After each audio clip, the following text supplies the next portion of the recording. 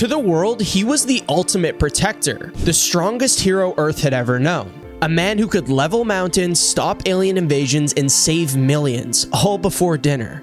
He smiled for the camera, shook hands with presidents, and stood as the final line between humanity and annihilation. But behind that perfect public image was a truth so dark, so devastating that when it came to light, it shattered everything people believed about him. This is the complete rise and the catastrophic fall of Omni-Man, a man who was at different times a loving father, an unshakable hero, and one of the deadliest conquerors the universe has ever seen. From the moment he first arrived on Earth to the brutal slaughter of the Guardians of the Globe, to the day he nearly beat his own son to death in the streets, we're going to break down every stage of Nolan Grayson's journey.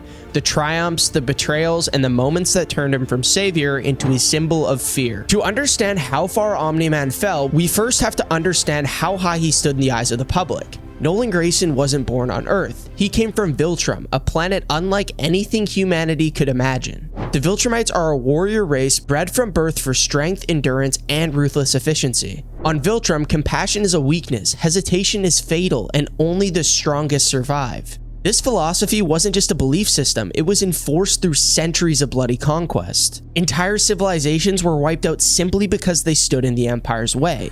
Nolan was one of the elite, a soldier handpicked for a special mission. He was to travel across the galaxy, integrate himself into an alien society, and prepare that world for Viltrumite conquest. When he arrived on Earth, his plan was simple: gain trust, learn weaknesses, and pave the way for invasion. But something happened that even the Viltrumites couldn't predict.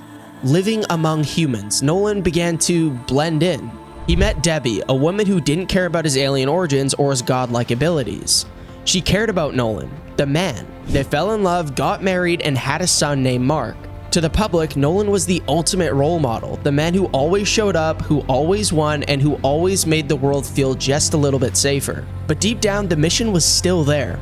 It never went away. It was simply buried under years of human experiences. The illusion shattered one night without warning. The Guardians of the Globe, Earth's most powerful superhero team, were summoned to their headquarters for what they thought was an emergency. They didn't know that the emergency was standing right in front of them. Nolan struck first. No speeches, no negotiations, just pure calculated violence. Red Rush tried to save his teammate, but even moving at superhuman speed, he couldn't escape Nolan's grip. War Woman swung with all of her strength only to be knocked aside like she was nothing.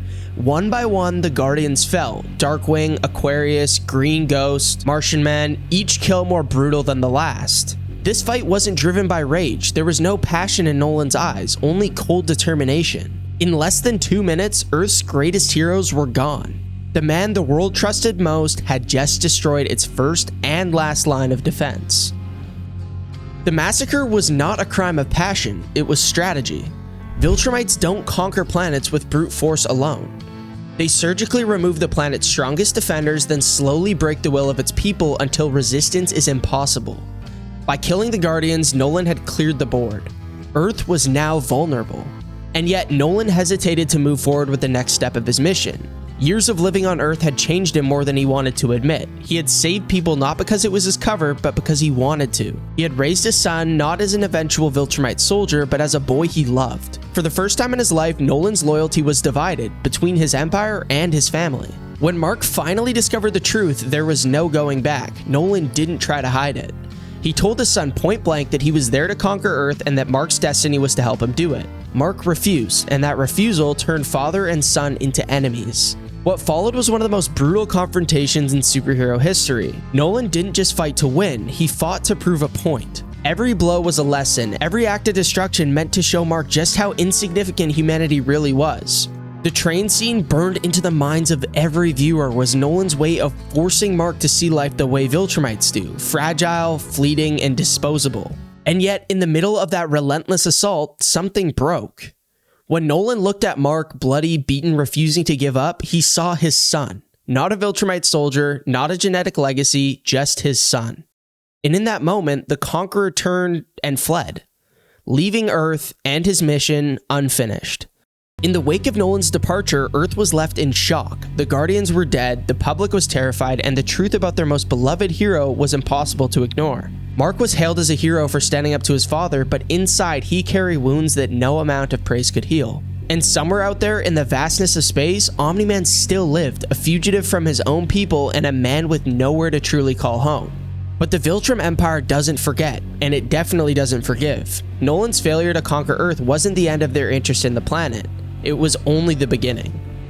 Omni-Man's journey is far from over. In the comics, his path takes turns that no one could predict, from feared villain to something far more complicated. But that is a story for another time. So I'll leave you with this question. Do you believe Omni-Man can ever truly be redeemed? Or has his fall already erased everything he once was? Comment down below what you think.